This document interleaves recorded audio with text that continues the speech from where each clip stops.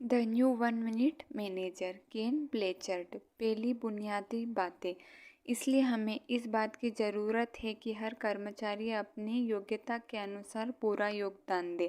हमारा मानना है कि दिमाग सिर्फ लीडर या ऑफिस के लोगों के पास नहीं होता, यह तो पूरे संगठन के सभी कर्मचारियों के पास होता है। चूँकि गति अब सफलता की शर्त बन चुकी है, इसलिए सहयोगी बनकर नेतृत्व करना पुरानी आदेश और नियंत्रण प्रणाली से कहीं ज़्यादा कारगर होता है। आप सहयोगी बनकर नेतृत्व कैसे करते हैं? मैं सप्ताह में एक बार बुधवार की सुबह अपनी टीम से मिलता हूँ, इसलिए मैं उस वक्त आपसे नहीं मिल सकता था। उन बैठकों में हमारे समूह की समीक्षा और विश्लेषण सुनता हूँ कि उन्होंने पिछले सप्ताह क्या हासिल किया, उन्हें क्या समस्या आई, क्या हासिल करना बाकी है। साथ ही वे मुझे काम करने की अपनी योजना और रणनीतियाँ भी बताते हैं। क्या उन बैठकों के लिए गए निर्णय आप और आपकी टीम दोनों पर बाध्यकारी है? हाँ। बैठक का लक्ष्य यह है कि कर्मचारी को भविष्य में जो करना है उसके बारे में ज़रूरी निर्णय लेने में वे सहभागी बने।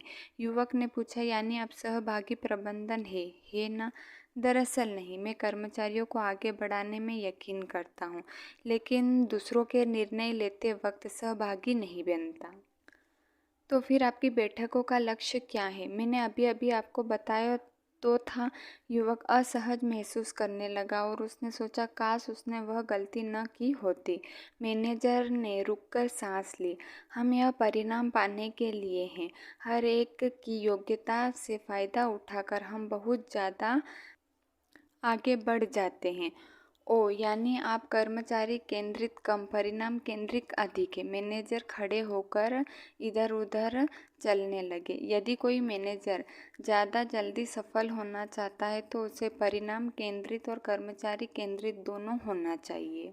परिणाम हमें कर्मचारियों के ज़रिए नहीं मिलेगा तो भला कैसे मिलेगा? इसलिए मैं कर्मचारियों और परिणाम दोनों की परवाह करता हूँ, क्योंकि वे साथ साथ चलते हैं।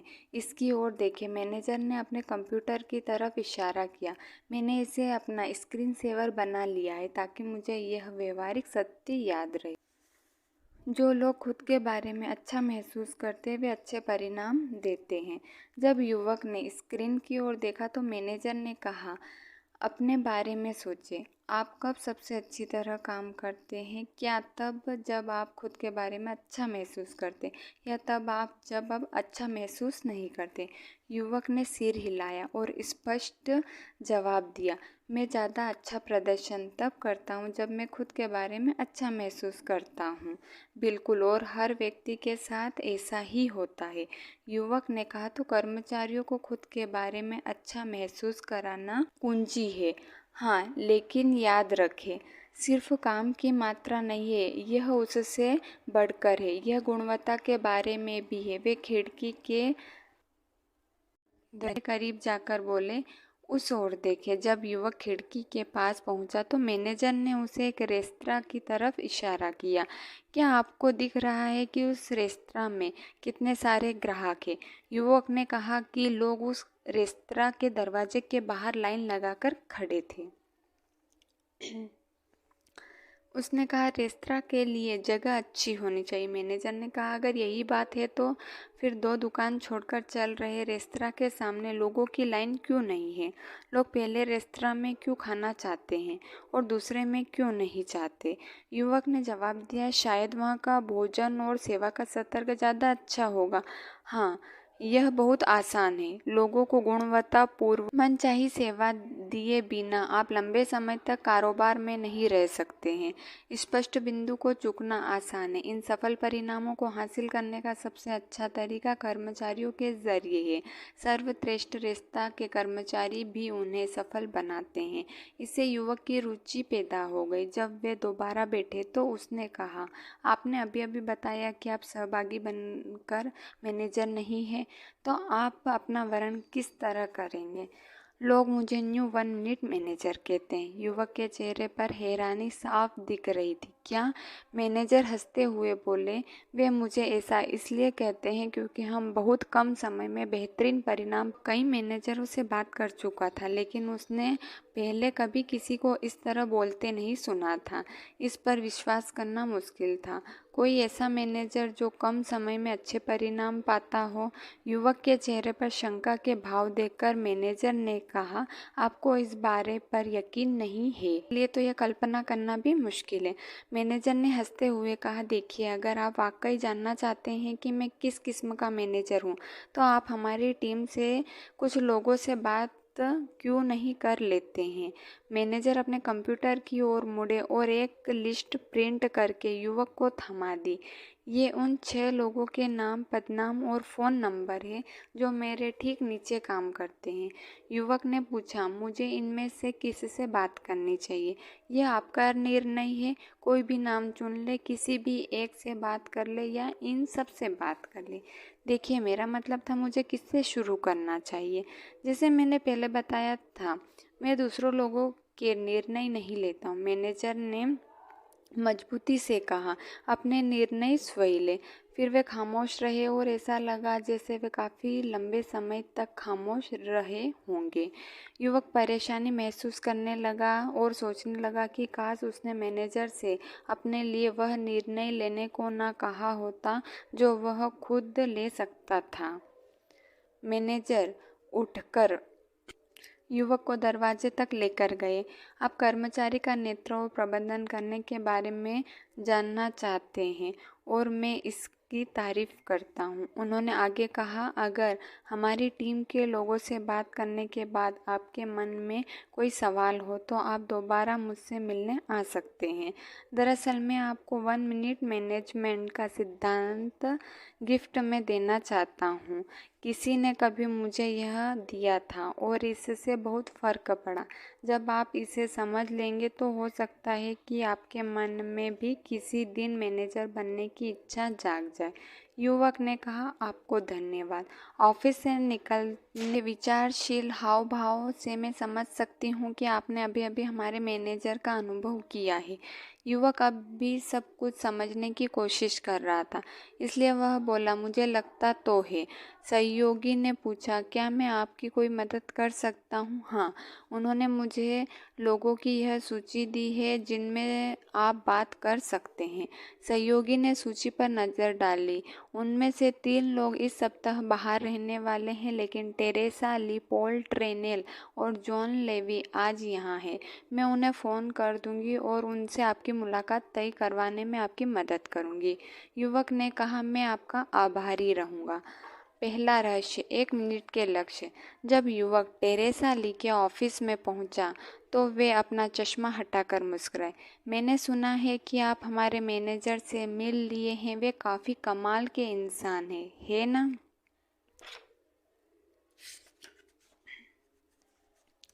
वे ऐसे ही लगते हैं। क्या उन्होंने आपको सलाह दी थी कि आप हमसे मिलकर यह पता लगाएं कि वे किस तरह से प्रबंधन करते हैं?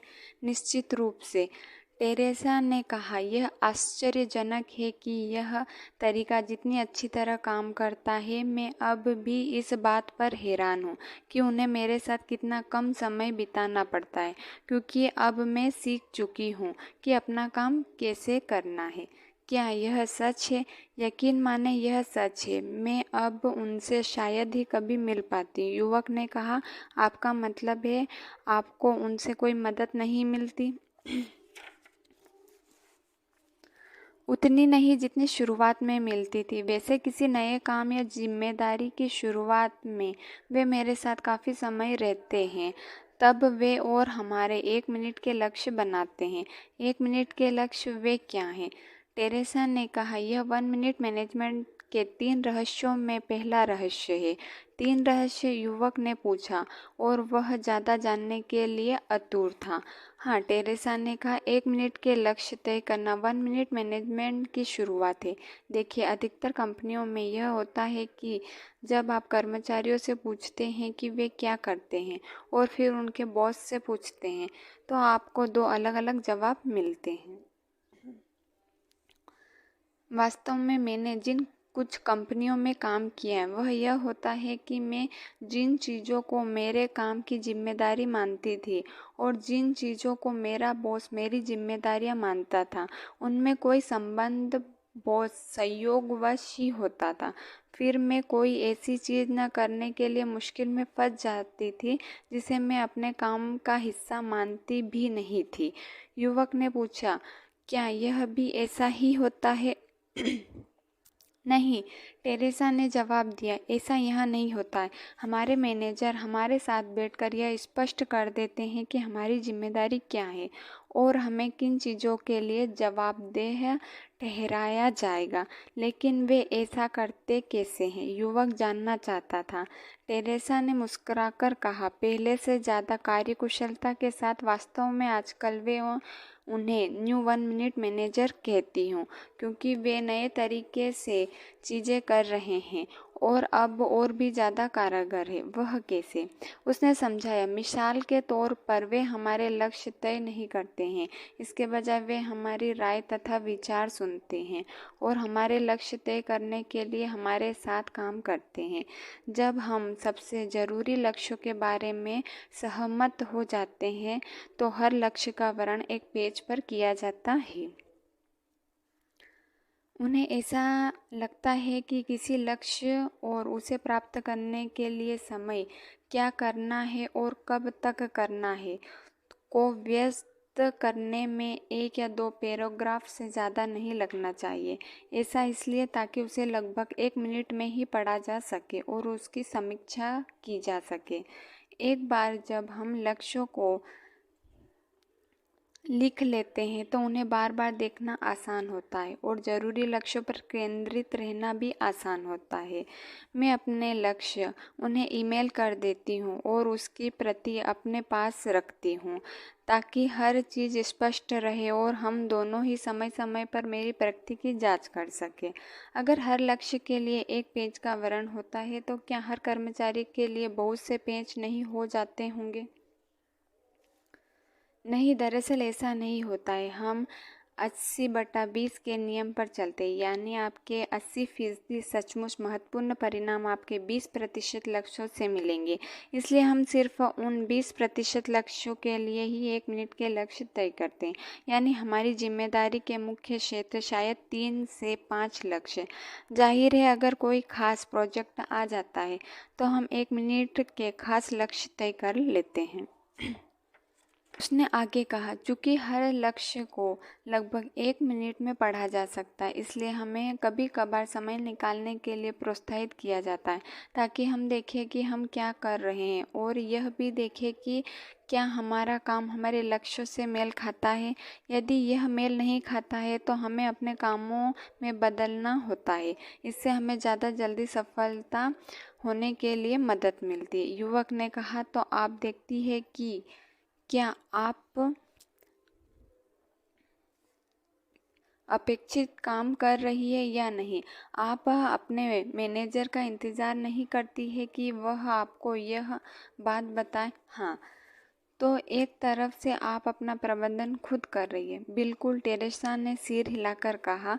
उसने आगे कहा, और यह ज़्यादा आसान है क्योंकि हम जानते हैं कि हमारा काम क्या है। हमारा मैनेजर यह सुनिश्चित कर लेता है कि हम यह जान लें कि अच्छा प्रदर्शन कैसे दिखता है, क्योंकि वे हमें यह दिखा देते हैं कि दूसरे शब्दों में अपेक्षाएं हम दोनों के सामने ही स्पष्ट होती है। हम में से कहीं दूर रहकर भी काम करते हैं, इसलिए हमारे मैनेजर हमेशा आमने सामने नहीं दिख पाते हैं कि हमारा प्रदर्शन कैसा होना चाहिए, लेकिन वे दूसरे तरीके से ऐसा कर देते हैं।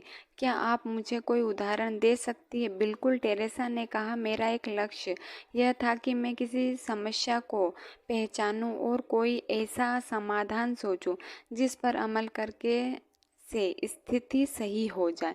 शुरुआत में जब मैंने यह काम करना शुरू किया था तो मैं यात्रा कर रही थी। वह मुझे एक समस्या नज़र आई जिसे सुलझाना ज़रूरी था, लेकिन मुझे समझ नहीं आ रहा था कि इसे किस तरह सुलझाया जाए, इसलिए मैंने उसे फ़ोन किया। जब उन्होंने फ़ोन का जवाब दिया तो मैंने कहा, मेरे सामने एक समस्या है। इससे पहले कि मैं और कुछ कह पाऊँ, वे बोले, अच्छी बात है, उसे सुलझाने के लिए ही तो तुम्हें काम पर रखा गया है। इसके बाद फ़ोन के दूसरी ओर खामोशी छा गई। मैं नहीं जानती थी कि मैं क्या कहूँ। मैं जैसे तैसे बोली कि लेकिन मैं नहीं जानती कि इस समस्या को कैसे सुलझाना है। उन्होंने कहा कि टेरेसा, भविष्य के लिए तुम्हारा एक लक्ष्य समस्याओं को खुद पहचानना और सुलझाना है। लेकिन चूंकि हम नई हैं, इसलिए हम बात कर लेते हैं। अच्छा, तो अब मुझे बताओ कि समस्या क्या है। इसके बाद मैंने समस्या को यथास्पष्ट अंदाज में बताने की कोशिश की, लेकिन मैं घबरा रही थी, इसलिए मैं ठीक से बता नहीं पा रही थी। मैनेजर ने मुझे आरामदेह बताते हुए नरमी से कहा कि बस मुझे इतना बता दो कि लोग क्या कर रहे हैं या क्या नहीं कर रहे हैं जिससे समस्या पैदा हो रही है। यह सुनने के बाद मेरा ध्यान खुद पर से हट गया और मैं असली समस्या के बारे में सोच पाई। फिर मैंने समस्या का वर्णन उस तरह कर दिया जैसे उन्होंने कहा था। वे बोले कि तुम्हारा वर्णन अच्छा है टेरेसा, अब मुझे बताओ कि तुम क्या चाहती हो कि यह किस तरह हो। मैंने कहा, मैं नहीं जानती। उन्होंने जवाब दिया, तो फिर मुझे तब दोबारा फ़ोन करना जब तुम जान जाओ। मैं कुछ पलों के लिए हैरानी में जम सी गई। मैंने नहीं जानती थी कि मैं क्या कहूँ। दयालुता दिखाते हुए उन्होंने खामोशी तोड़ दी। उन्होंने कहा कि अगर तुम मुझे यह नहीं बता सकती कि तुम क्या होते हुए देखना चाहती हो तो तुम्हारे पास कोई समस्या नहीं है। तुम तो बस शिकायत कर रही हो। समस्या का अस्तित्व तभी होता है जब वास्तविकता, जो सचमुच हो रहा है, और मनचाही स्थिति, जो आप होते हुए देखना चाहते हैं, के बीच में फ़र्क होता है। मैं जल्दी सीखने में माहिर थी और मुझे अचानक यह एहसास हो गया कि मैं जानती थी कि मैं क्या होते हुए देखना चाहती थी। जब मैंने उन्हें यह बता दिया तो उन्होंने मुझसे पूछा कि वास्तविक और मनचाही स्थिति के बीच।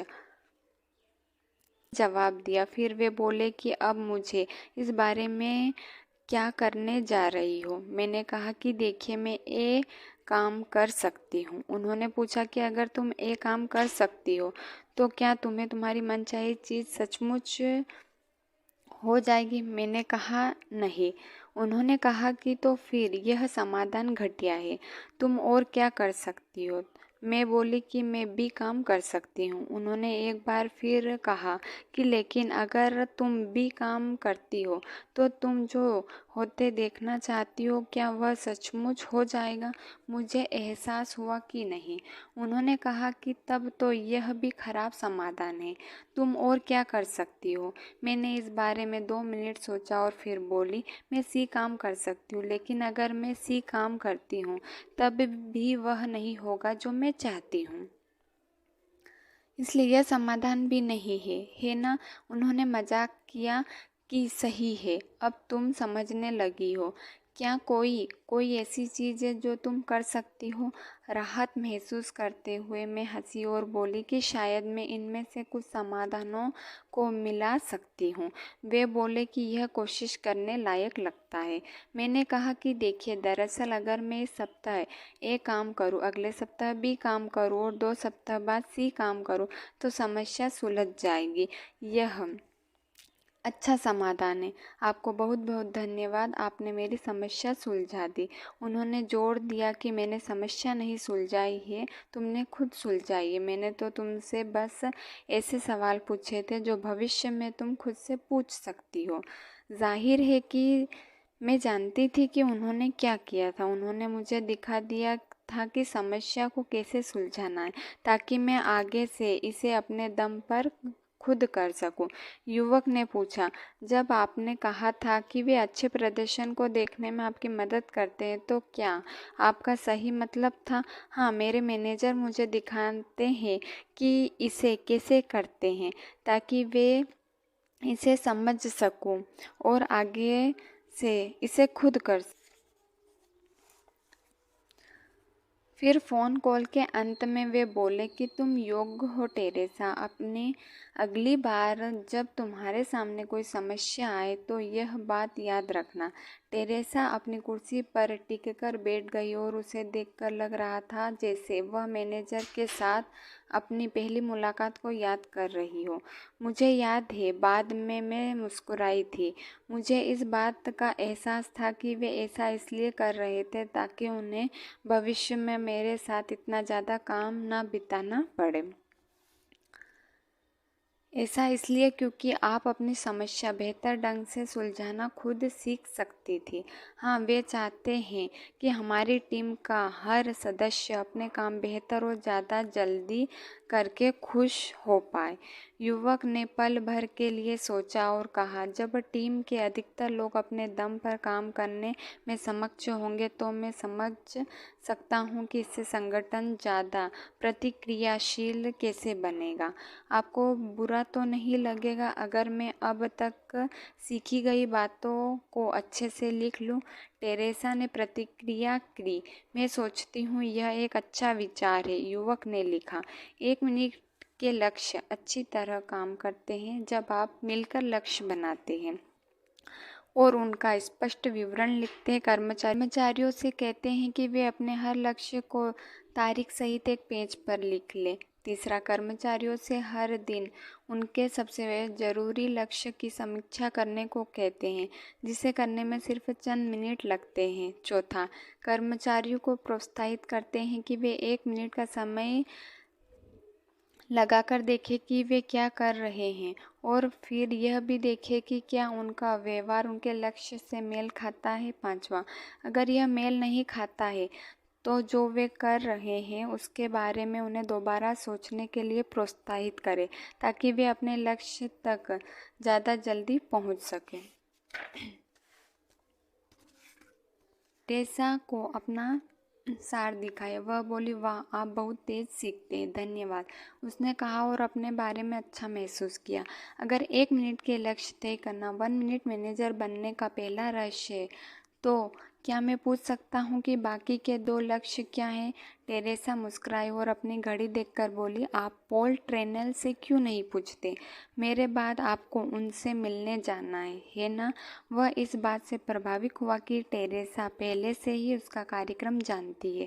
वह उससे हाथ मिलाने के लिए उठा और बोला, हाँ, और समय देने के लिए आपका बहुत बहुत धन्यवाद।